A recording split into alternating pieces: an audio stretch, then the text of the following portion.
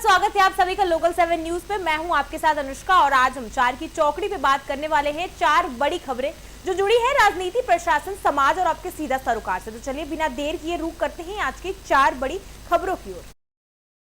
पहली खबर दिल्ली से है, जहां दिल्ली में ड्राइवर की मांगों को लेकर बड़ा शक्ति प्रदर्शन देखने को मिला है, जिसके साथ ऑल ड्राइवर संघ भारत ने राजधानी में विशाल जन चेतना यात्रा निकालकर सरकार के सामने अपनी 18 सूत्री मांगे रखी है। दूसरी खबर है पंचकुला से, जहां पंचकुला में आयोजित राज्य स्तरीय सशक्त पंचायत समारोह में मुख्यमंत्री नायब सिंह सैनी ने पंचायतों को लोकतंत्र की सबसे मजबूत कड़ी बताई है। इस दौरान उन्होंने गांव के विकास और सुशासन के साथ नशा मुक्त हरियाणा के संकल्प को दोहराया है। तीसरी खबर हिमाचल से है, जहां एक कथित ब्राह्मण के मुद्दे पर माहौल गर्माता दिखाई दे रहा है, जहां बजरंग दल और विश्व हिंदू परिषद के कार्यकर्ताओं ने रोष रैली निकालकर प्रशासन को ज्ञापन सौंपा। चौथी खबर कुरुक्षेत्र से है, जहां कुरुक्षेत्र दुष्कर्म मामले को लेकर भिवानी में नर्सिंग स्टाफ का आक्रोश सड़क पर दिखाई दे रहा है। आइए इन चारों खबरों को बात करते हैं विस्तार में। पहली खबर राजधानी दिल्ली से है, जहां राजधानी दिल्ली में ऑल ड्राइवर संघ भारत ने अपनी विभिन्न मांगों को लेकर विशाल जन चेतना यात्रा निकाली है। बताया जा रहा है इस दौरान संगठन ने प्रेस कॉन्फ्रेंस कर सरकार के सामने 18 सूत्री मांगे रखी है और ड्राइवर समुदाय की समस्याओं को प्रमुखता से उठाया है। बताया जा रहा है कि यात्रा में देश भर में संगठन के पदाधिकारी और सदस्य शामिल हुए और इसके साथ ही हिमाचल प्रदेश के नाम ज्ञापन सौंपा।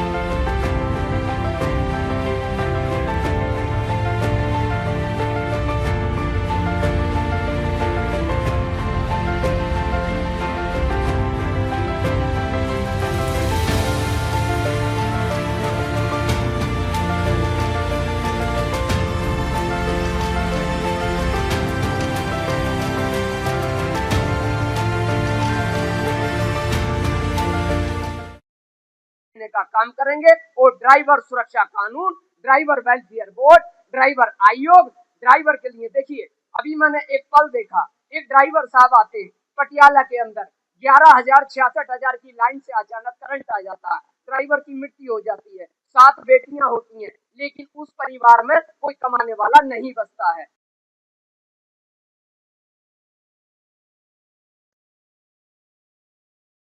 किसी का मोहताज रहेगा अगर सरकार का बेनिफिट मिले तो, लेकिन सरकार नहीं हमारे मुद्दों पे बात करना चाहती। अगर हम बात करते हैं अपने मौलिक अधिकार की, जो कि हमारे संविधान हमें इसकी इजाजत देता है, अगर कोई हमें प्रताड़ित करता, कोई हमारे हक की आवाज को दबाना चाहता है, कानून के दायरे में रह के, तो आपकी इस वीडियो के माध्यम से मैं देश के प्रधानमंत्री, गृह मंत्री, ट्रांसपोर्ट मंत्री से अपील करना चाहता हूँ हाथ जोड़ के, क्योंकि आज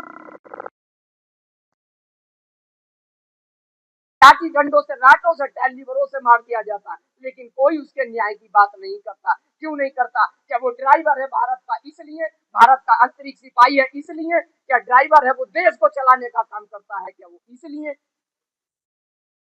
सर बहुत दुख होता है, बहुत पीड़ा होती है, क्योंकि एक ऐसे ड्राइवर की हम आवाज को उठाने का विकल्प हमने चुना है। हमारे हाईकमान श्री सुरेंद्र प्रसाद ने, हमारे अवतार सिंह जी ने, जो कि आज देश के ड्राइवर के सामने हाथ जोड़ेंगे, पैर पकड़ेंगे कि भाई देश के सवाल है, देश के इज्जत के सवाल है, देश की जनता की सवाल है, और हम उससे पहले ये कह रहे हैं कि हमारी सवाल है। यानी कि आप अपने जब ड्राइवर कुछ मांगता है तो बोलते देश की सवाल है, और जब ड्राइवर कुछ कहता है तो यानी कि समझ में नहीं आता, ड्राइवर के बारे में नहीं करते हैं, और ड्राइवर अपने हक की बात करता है तो कहते देश की सवाल है। यानी कि जब ड्राइवर रुकेगा तो देश की अर्थव्यवस्था चल बढ़ेगी, विदेशों में किरकिरी होगी। मैं माफी चाहता हूँ, मेरा गला बैठा हुआ चिल्ला चिल्ला कर, तो इसके लिए मीडिया सभी कर्मचारियों से मैं माफी चाहता हूँ। इसलिए मैंने अपने साथियों को बोलने का कहीं नजर भी नहीं आओगे। मुझे दुख है ऐसी बीजेपी सरकार से, केंद्र में की बीजेपी बनी हुई है, दिल्ली में बीजेपी बैठी हुई है। हमारे को बहुत सताया गया, बहुत रोका गया, पर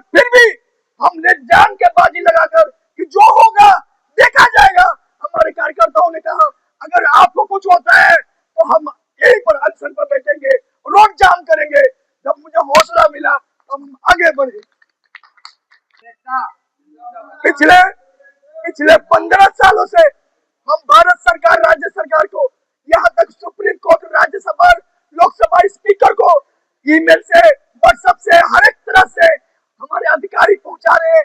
क्या और कोई भी हमारे देश के ड्राइवर की आवाज सुनने के लिए राजी नहीं है। वो आया था आम आदमी पार्टी का एक नेता, बोला कि हाँ ड्राइवरों के साथ ये होना चाहिए, वैसा होना चाहिए। क्या नाम था उसका? राघव चड्ढा है ना, उसकी सरकार है ना।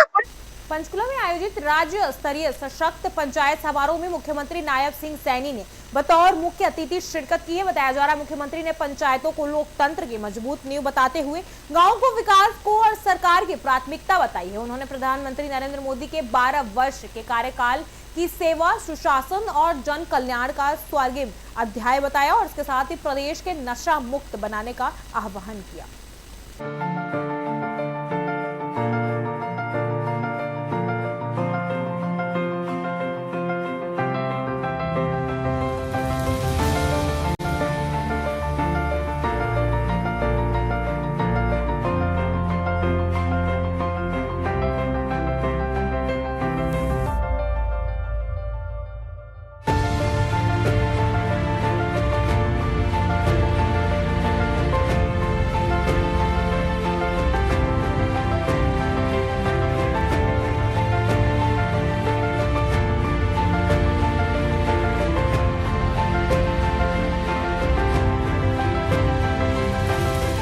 आज माननीय मुख्यमंत्री जी ने पूरे हरियाणा प्रदेश का जो CFC का पैसा लगभग 1056 करोड़ उनके खाते में डाला। इसी प्रकार से पूरे प्रदेश में हमारे जो इंडोर जिम है 350 इंडोर जिम का उद्घाटन किया और इसी प्रकार से हमारे ई-लाइब्रेरी उनका 800 से ज्यादा गांव के अंदर ई-लाइब्रेरी उनका उद्घाटन किया, जिससे हमारे जो युवा बेटे बेटियां गांव में ई-लाइब्रेरी में बैठ करके अच्छी शिक्षा ले सकेंगे। और जिस प्रकार से यूपीएससी का पिछले रिजल्ट आया जिसमें हरियाणा प्रदेश के 37 बच्चे आए थे, तो ग्रामीण अंचल में बच्चे तो शहरों में कोचिंग लेना जाने में दिक्कत थी और गांव में बैठ करके कोचिंग ले सके, ऐसा प्रावधान आज माननीय नायब सैनी सरकार ने किया है। और पूरे प्रदेश की जो फिरनियां गांव की उनको पक्की करने के लिए भी आज पैसा रिलीज किया है। तो हम पूरे प्रदेश में जिस प्रकार से हरियाणा प्रदेश में 19,000 तालाब हैं, जिसमें से ऐसे 6,000 ऐसे हमने सर्वे तालाब ऐसे जो सील से भरे हुए हैं और 2200 का जो माननीय मुख्यमंत्री जिक्र किया 2200 ऐसे तालाब हैं जिनका हम सुधारीकरण कर जा रहे हैं। गाँव के अंदर गंद ना हो, शुद्ध पानी पीने के लिए ग्रामवासियों को मिले। और स्वच्छता के ऊपर माननीय मुख्यमंत्री ने घोषणा की है कि छोटे गांव के अंदर 1 ट्रैक्टर, बड़े गांव के अंदर 2 ट्रैक्टर, उसमें ड्राइवर, सफाई कर्मचारी और ट्रैक्टर ग्राम पंचायतों को सरकार की तरफ से प्रोवाइड कराएंगे, जिससे प्रधानमंत्री जी का जो मिशन है स्वच्छता का उसमें उसको लाभ मिलेगा। धन्यवाद। देखिए, गांव की समस्याओं का निराकरण करना ये हमारी सबकी जिम्मेवारी है। जो मंच के ऊपर बैठे हैं उनकी भी, मंच के सामने बैठे हैं उनकी भी, ये दोनों की ज्वाइंट जिम्मेवारी है। गांव की समस्याएं कई बार तो ये सोचते हैं कि सरकार से पैसा आएगा, बहुत सारे ऐसे काम होते हैं जो बिना पैसे के भी आप लोगों को लाभ दे सकते हैं, उस काम को कर सकते हैं। हमने इस तरफ साथियों बढ़ना चाहिए। आज आप लोगों को यहां पर इसलिए आमंत्रित किया गया है क्योंकि हमने पिछले दिनों कुछ बातें आपसे कही थी। अभी जब मैंने पिछले दिनों अधिकारियों को सरपंच पंचायत दिवस के अवसर पर सम्मेलन बुलाने के लिए कहा, जो मिडिल ईस्ट की समस्या थी, उस दौरान आदरणीय प्रधानमंत्री जी ने एक देश के लोगों को आह्वान किया था कि हमें खर्चों को कम करना चाहिए। खर्चों को कम करेंगे तो हम इस समस्या से भी बाहर निकलेंगे। या वहन किया था। साथियों, हम सब जानते हैं कोरोना काल का जब कालखंड था, उस समय में स्थिति बड़ी भयानक थी और यह समस्या वैश्विक थी, कोई ये भारत की समस्या नहीं थी, क्योंकि ना हमारे पास वैक्सीन थी, ना कोई दवाई थी जिससे इसका इलाज हो सके। लोगों में एक बड़ा भय का वातावरण था, परंतु देश के यशस्वी प्रधानमंत्री आदरणीय नरेंद्र मोदी जी का भारत के लोगों के साथ। हिमाचल प्रदेश के बिलासपुर जिले के हवाड़ा क्षेत्र में कथित धर्मांतरण के विरोध में बजरंग दल और विश्व हिंदू परिषद के कार्यकर्ताओं ने रोष रैली निकाली। बताया जा रहा है कि प्रदर्शनकारियों ने जिला प्रशासन और पुलिस को ज्ञापन सौंपकर मामले की निष्पक्ष जांच और दोषियों के खिलाफ कड़ी कार्रवाई की मांग भी की है।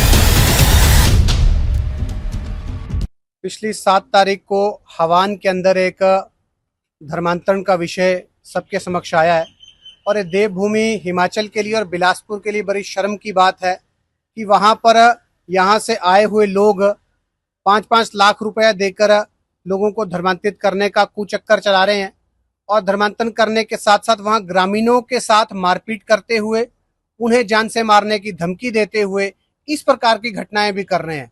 और पुलिस के पास हमने अपना शिकायत पत्र दर्ज करवाया है कि जो व्यक्ति इस कुचक्कर को चलाने वाले हैं, जो इस सुनियोजित षड्यंत्र को चला रहे हैं, उनके अगेंस्ट यहाँ के उनके डॉक्यूमेंट्स चेक किए जाएं।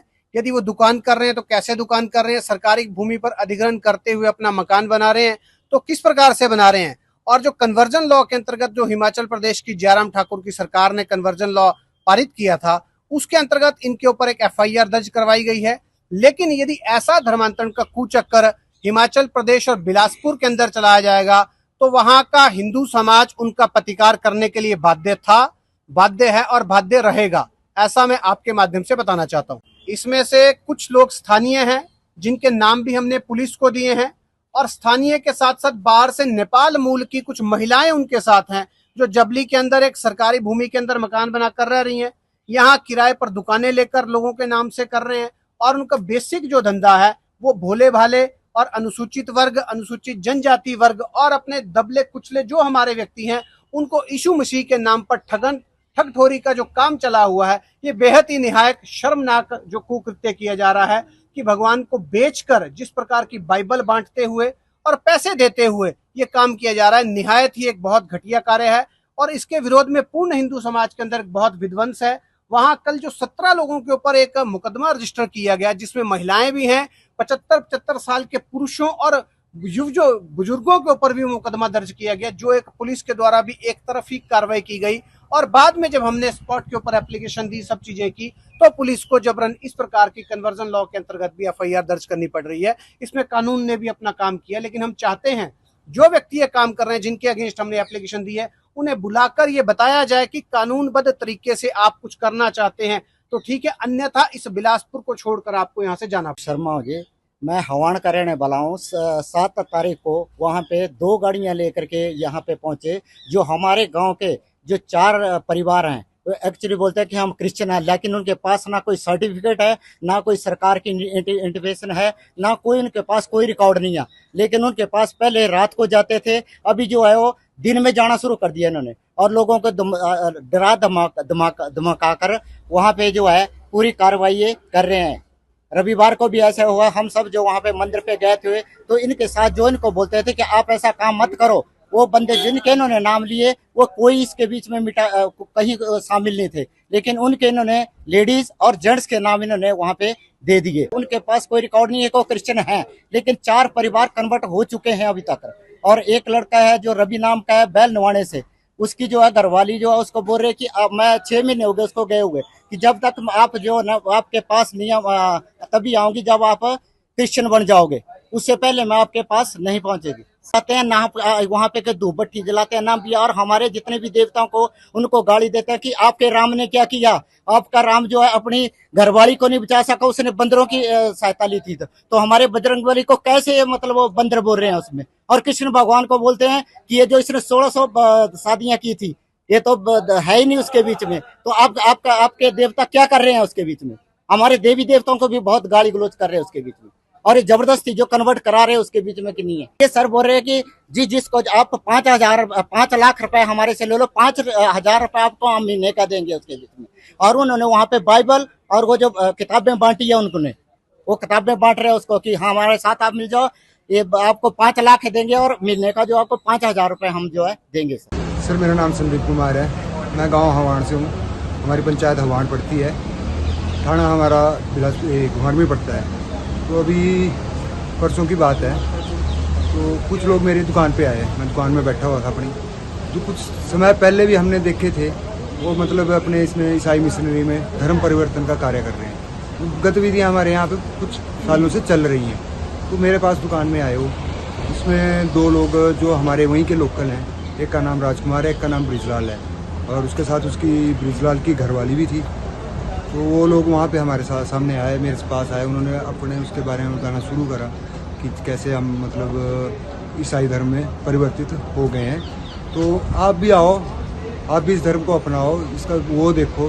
तो उसके साथ कुछ लोग जो बिलासपुर के थे, जो अभी मेरे को परसों ही पता चला, एक का नाम अमित है, दूसरे का नाम तो मैं नहीं जानता हूँ, लेकिन एक का नाम जानता हूँ जो अमित है, जो उनका मेन था। तो उस बीच में वो सब मेरे से बात करनी शुरू करी। तो उन्होंने मेरे को प्रलोभन देना स्टार्ट करा कि हम आपको 5 लाख देंगे, ठीक है जी, तो बाकी महीने टू महीना आपको आर्थिक मदद और देंगे, मेडिकल फैसिलिटीज़ देंगे। ये सारी उन्होंने मेरे से बात करनी शुरू कर दी। हम अपने ठहरे सनातनी पक्के, हमारे को सनातन के अलावा कुछ नहीं चाहिए। तो मैंने उनको मना किया। फिर वो अपने जैसे हमारे देवी देवताओं के बारे में अभद्र भाषा शुरुआत कर दी कि तुम्हारे राम क्या हैं, जिसको अपनी पत्नी को रावण से छुड़ाने के लिए बंदर की ज़रूरत पड़ गई, वो क्या है, वो कौन सा भगवान हो गया, ठीक है। तो ऐसे कृष्ण के बारे में कुछ बहुत सारी बातें बोलनी उन्होंने स्टार्ट करी। तो ये सारी होने के बाद जब मैंने उनको सब तरीके से मना कर दिया, तो वो मेरे से हाथापाई पे उतर गए। और अब मैं यही चाहता हूँ जो प्रशासन है, पुलिस है, कि वो उनके खिलाफ उचित से उचित कार्रवाई करे। जो धर्म परिवर्तन का कार्य है, इसको बंद किया जाए। कुरुक्षेत्र दुष्कर्म मामले को लेकर भिवानी में नर्सिंग ऑफिसर्स का गुस्सा फूट रहा है। बताया जा रहा है कि नागरिक अस्पताल में नर्सिंग स्टाफ ने 2 घंटे की पेन डाउन हड़ताल कर इमरजेंसी के बाहर धरना किया है। बताया जा रहा है प्रदर्शनकारियों ने आरोपियों को डॉक्टर को फांसी देने की मांग को लेकर महिला आयोग की चेयरमैन रेणु भाटिया के बयान पर भी विरोध जताया है।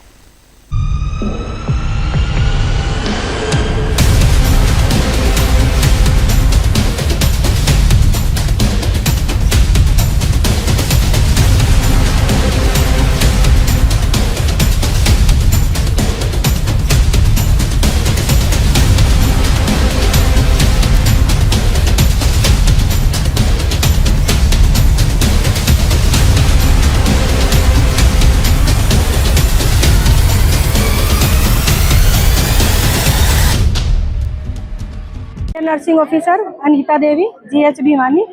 आज हमारी नर्सिंग एसोसिएशन की 2 घंटे की पेन स्ट्राइक है, पेन डाउन स्ट्राइक है 10 से 12 बजे तक। कुरुक्षेत्र के LNJP हॉस्पिटल में जो एक नाबालिग बच्ची के साथ जघन्य अपराध हुआ है, उसके रिगार्डिंग सबसे पहले तो हमारा बहुत दुखद घटना है, ये पूरे देश के लिए ही है।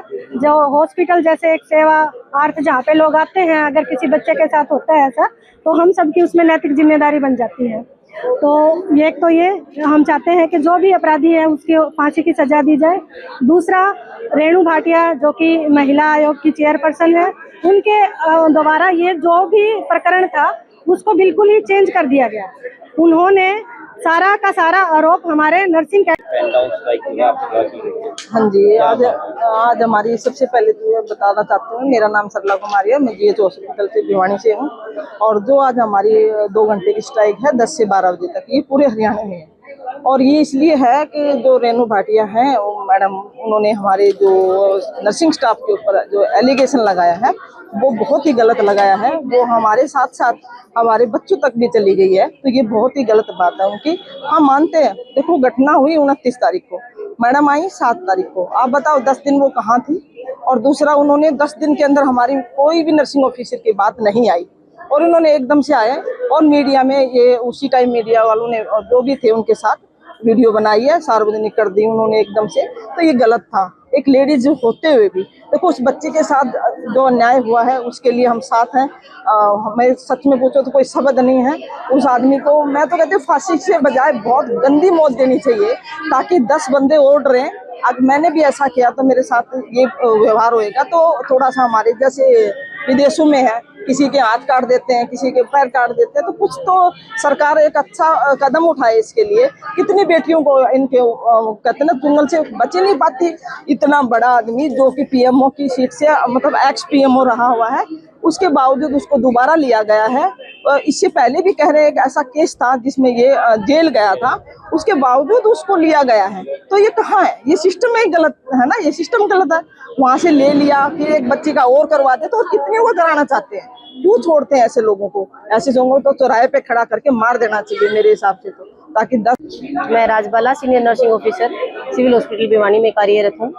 मेरे संज्ञान में जो कल बात आई है, रेणु भाटिया मैडम ने जो मिस हैपनिंग 29 तारीख को हुई थी, 29/5 को, इस दौरान न ध्यान देते हुए 7/5 को जब LNJP हॉस्पिटल का निरीक्षण किया, उस दौरान उन्होंने किसी डॉक्टर के पास एक छोटी बच्ची को देखा और कहा कि ये लड़की का इस डॉक्टर के साथ रेप हुआ है। इसमें नर्सिस दोषी हैं, नर्सिस की ही मतलब सारी गलतियां उन्होंने बता दी। लेकिन हमारे प्रोफेशन के अंदर जो हमारी ड्यूटीज होती है वो सभी क्लिनिकल ड्यूटियां होती हैं। हमें जो नर्सिंग केयर देनी होती है वो हमें पेशेंट को देनी होती है। ओपीडी पे जब पेशेंट आता है तो वहाँ पे हमारी जो भी क्लास 4 सर्वेंट भी काम कर सकती है, वो भी एज अटेंडेंट काम कर सकती है। डॉक्टर्स हर ओपीडी में, अगर हमारी सिविल हॉस्पिटल के उसको उठाया जाए तो हमारी ओपीडी के अंदर कम से कम भी हमारी 24 ओपीडियाँ चलती हैं। हमारे यहाँ 79 से 80 डॉक्टर्स काम कर रहे हैं, तो हमारी कुल टोटल 137 नर्सिंग ऑफिसर्स हैं। क्या हम एक नर्सिंग ऑफिसर को एक डॉक्टर के साथ बिठा दें? पेशेंटों को हम वार्डों में रोता हुआ छोड़ दें? क्या हमको उनको क्लिनिक सुविधाएं ना दें?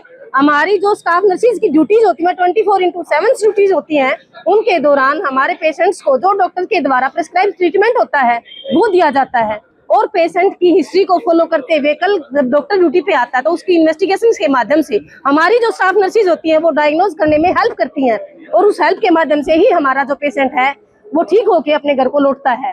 न कि हम ओपीडी में चेयर डाल के बैठ जाएं और किसी डॉक्टर के पास बैठ के हम अपना टाइम स्पेंड करें। हमारी नर्सिस इस बात को बिल्कुल भी एक्सेप्ट नहीं करती हैं। वो अपनी क्लिनिकल ड्यूटीज में बिल्कुल अच्छे तरीके से काम करना चाहती हैं, और हम उनसे अब हमारी मांग है, हमारी नर्सिस कैडर के ऊपर जो सवाल उठाया गया है उसके आगे रेणु भाटिया मैडम माफी ले और अपने पद से इस्तीफा दे। जो एक राष्ट्रीय मतलब नेशनल लेवल पे वो नहीं, वो हरियाणा लेवल की एक चेयरपर्सन है, और वो भी महिला आयोग की चेयरपर्सन होते हुए वो एक महिला के दुख और दर्द को न समझ के उस दर्द को दूसरी महिला पे थोपे जा। इसी के साथ आज की 4 बड़ी खबरों की चौकड़ी यही होती है। पूरी लोकल से लेकर प्रशासन और समाज से जुड़ी हर अहम अपडेट हम आप तक पहुंचाते रहेंगे, तो जुड़े रहिए हमारे साथ। सबसे पहले सबसे तेज खबरों के लिए सिर्फ लोकल 7 न्यूज पर।